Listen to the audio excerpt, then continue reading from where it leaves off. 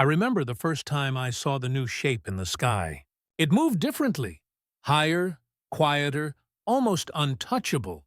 To the men below, it was as if the clouds themselves had begun to shimmer. The rumors spread quickly across our airfields. A new American aircraft had appeared over the Pacific, flying beyond the reach of our Zero fighters. They said it was faster, larger, and capable of carrying fire enough to erase a city. Few believed it at first. We had fought so long believing in courage, in precision, in spirit. Machines could be powerful, yes, but could they decide the fate of a nation? In the summer of 1944, that question was answered. The first silver giants came over the islands, sunlight glancing off their wings like mirrors of judgment. The Americans called them Superfortresses, Boeing B-29’s. To us, they were something else, an omen that the war had changed. The world had entered an age where distance no longer meant safety, and altitude no longer guaranteed hope. I was stationed near Tokyo when the first formation crossed our skies.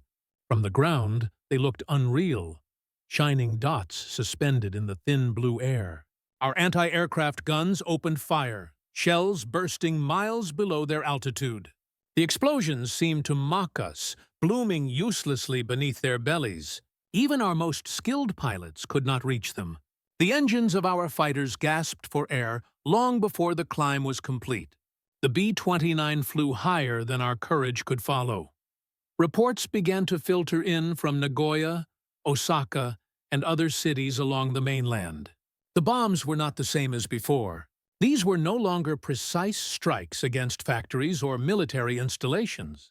Entire districts vanished overnight. Wooden homes turned to ash in seconds. Families disappeared into the same red haze that rose above the horizon. And yet, the raids continued, methodical, relentless, impossible to stop. To the Americans, it was strategy. To us, it was the sky itself turning against us. The sound of the engines became something we feared even before we heard it. There was a certain rhythm to that noise, deep and endless, like the heartbeat of the war itself. It filled the air, echoing through mountains and valleys, and left a tremor in the ground long after the planes had gone. In the villages, people learned to recognize the approach of the superfortresses. Children would point upward, not knowing whether to hide or marvel. Some believed they were ghosts, mechanical spirits carrying the anger of the Pacific back to our shores. Others whispered that no human hands could control such power. When the bombs fell, the night turned to day. The fires that followed were not ordinary flames. They moved with a will of their own, leaping across streets, swallowing everything they touched. The air shimmered with heat. The sound of oxygen itself seemed to burn. For us, the war was no longer fought between men, but between elements, fire and wind, steel and sky. I began to understand that we were witnessing a transformation, not only of warfare, but of humanity. The machine had grown larger than the man.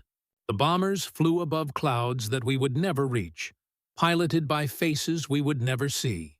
And yet, their presence changed the lives of millions below. Each raid left behind a silence that felt heavier than the destruction itself. In that silence, I would walk through the remains of streets I once knew. Charred paper drifted through the air like black snow. Somewhere beneath the ruins, a radio still crackled faintly, an empty voice repeating an emergency broadcast that no one was left to hear. When I looked to the horizon, I could still see the contrails, thin white lines fading slowly into the afternoon sky. They were almost beautiful in their symmetry, like brush strokes across a dying canvas. That was the cruelty of it all, destruction rendered with the grace of design. The B-29 was not merely a weapon, it was a statement. It declared that the war had entered a phase beyond bravery and beyond reason. We were not fighting men anymore, we were fighting the future. And the future had wings of polished silver, burning bright above Japan. As the months passed, the sky became our battlefield, and our grave. We could no longer separate the two. The Superfortress had changed the very meaning of the word air. It was no longer freedom. It was inevitability. And as I watched those shapes fade into the clouds, I understood what many of us refused to admit. The war had already chosen its victor. The rest was only a matter of time. There is a moment, just before the engines start, when the world seems to hold its breath. You can almost feel the stillness in the air, heavy, waiting. And then, like a pulse awakening, the deep, rolling thunder begins, metal vibrating through metal, air compressing beneath power. The sound grows until it is not heard, but felt. In the chest, in the bones, inside the skull itself. That is how every mission began. Whether you were in the cockpit of a superfortress or standing beneath its shadow on the ground, the experience was the same. The sound was more than sound. It was certainty. It was the promise that something immense was about to move, and that nothing could stop it. As I speak these words, imagine yourself there. The night is still, the air sharp with fuel and oil. The propellers begin to turn, slowly at first, then faster, catching the light of the hangar lamps as they blur into silver discs. You can almost smell the heat of the engines, that mix of metal and anticipation. And as each blade cuts through the air, a rhythm forms, a heartbeat of war. From the inside, the B-29 was both magnificent and merciless. The pressurized cabin gave a strange silence, like floating inside a mechanical cathedral. Through the narrow windows, the world looked smaller, distant, almost unreal. Below, cities glowed faintly in the dark, fragile clusters of life soon to be erased by the touch of fire. Above, only stars, cold, indifferent, infinite. They called it strategic bombing, precision, efficiency, science. But the truth was something far more human and far more terrible. When you pressed the switch, when the payload doors opened, there was a fraction of a second, barely a breath, when you realized what was about to happen. You could almost hear the air waiting to ignite. Down below, on the other side of that same sky, the world was burning. People looked upward, their faces lit by a fire that fell from heaven. The sound of the bombs was not a sound. It was a wave, an endless vibration that crawled through the earth and into the heart. The fires rose higher than the temples, higher than belief itself. Paper walls dissolved, shadows fused into the ground, and still, the engines kept roaring, steady, eternal, like voices of gods who had long forgotten mercy. There was no hatred left by then. Not truly, only the rhythm of duty, the endless chain of cause and effect. You drop the bombs. You climb, you turn, you head for home, and behind you, an entire city becomes a single, glowing wound. Yet even in that destruction, there was a strange beauty, a paradox that burned itself into memory.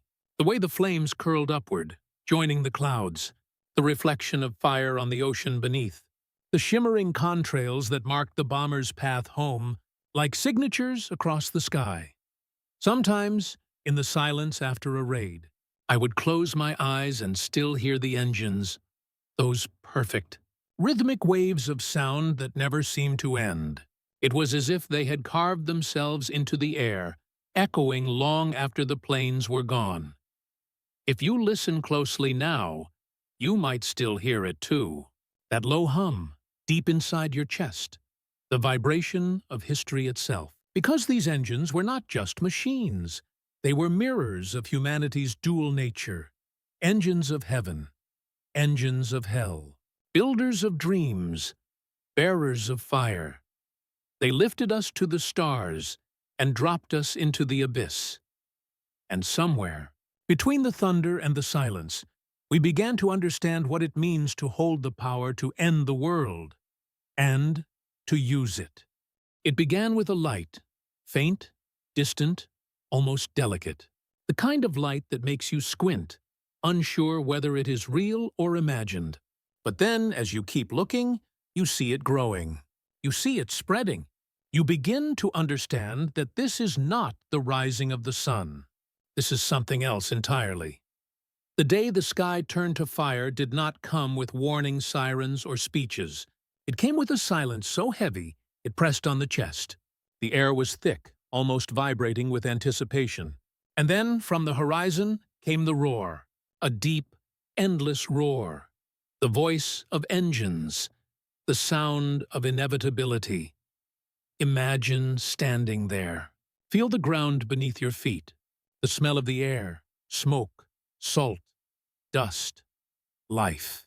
You tilt your head upward, and the world above you begins to shimmer.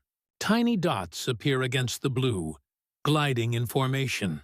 They look beautiful from a distance, symmetrical, graceful, almost peaceful. But as they draw closer, your heartbeat begins to match their rhythm. You can hear it now, that deep, synchronized hum that fills every corner of your being. And then, the doors open. What falls from the sky at first looks harmless. Small black specks drifting downward, turning slowly as they fall. But each of those specks carries a piece of the sun. When they touch the earth, the air ignites. A single explosion blooms, and in a breath, another follows. Soon the explosions merge into a single unbroken wave of sound. You can almost feel the heat on your face, even through memory. The fire moves faster than wind. It does not crawl. It hunts. The cities of Japan, built of paper and wood, become torches of memory. The flames twist into shapes that resemble things once familiar. The frame of a doorway, the curve of a roof, the outline of a person running through smoke. But nothing holds. Everything bends and melts and falls. From above, it must have looked almost calm, a living map of red and gold spreading across the dark. From below, it was the end of the world. You could hear the oxygen burning out of the air. The fire made its own weather. The winds turned inward, dragging everything toward the center of the inferno. People were lifted from the ground, drawn toward the flame that devoured the sky.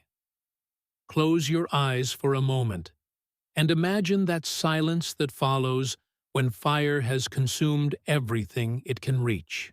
The wind stops. The heat lingers. The world is reduced to a deep, trembling hum, like the last breath of the earth itself. That sound stays with you. You never forget it. That day, the line between heaven and hell vanished. The engines above kept circling, and the glow below kept rising, as if the two were speaking to each other. Metal and fire, invention and destruction, creation and death.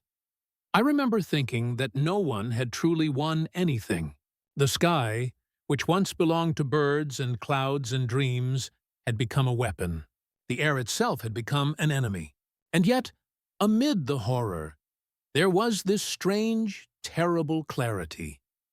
We had crossed a point of no return. We had seen what human hands could build. We had seen what human minds could burn. And in that moment, under that impossible light, the question no longer was who will win. It was what will remain. You can almost hear it now. The low, echoing pulse of the engines fading into the distance. Each vibration a heartbeat of history. Each echo a reminder that the sky never forgets. And as the last glow of the fire faded into smoke, I understood what all wars eventually teach, that power is not victory, and survival is not peace. When the fires finally died, there was no sound left.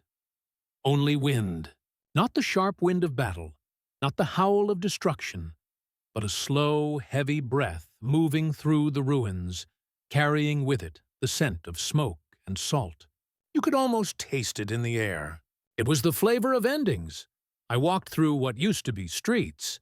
The ground beneath my feet was soft with ash, each step leaving a print that the next breeze would erase.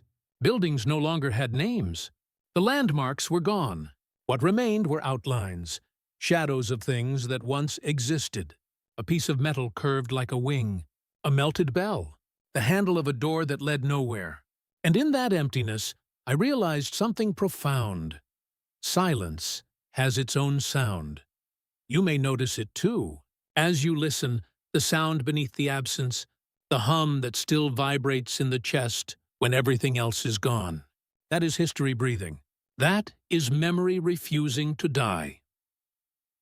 Above me, the sky was pale, washed clean by the smoke.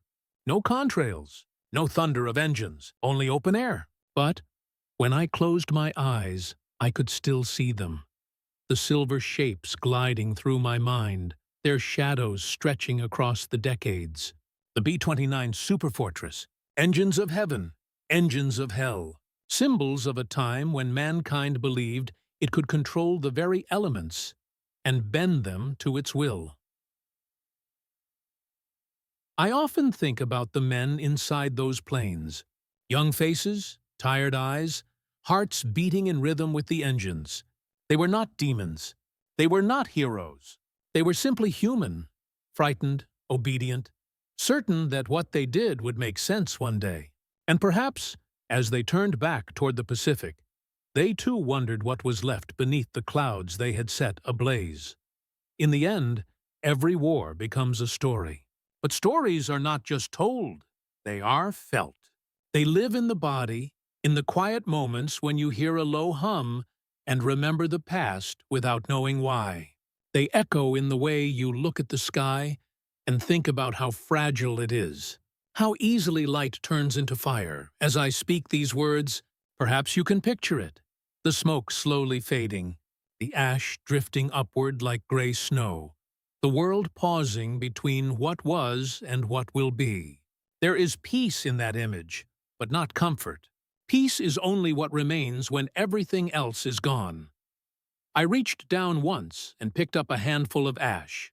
It was warm, still holding the memory of heat.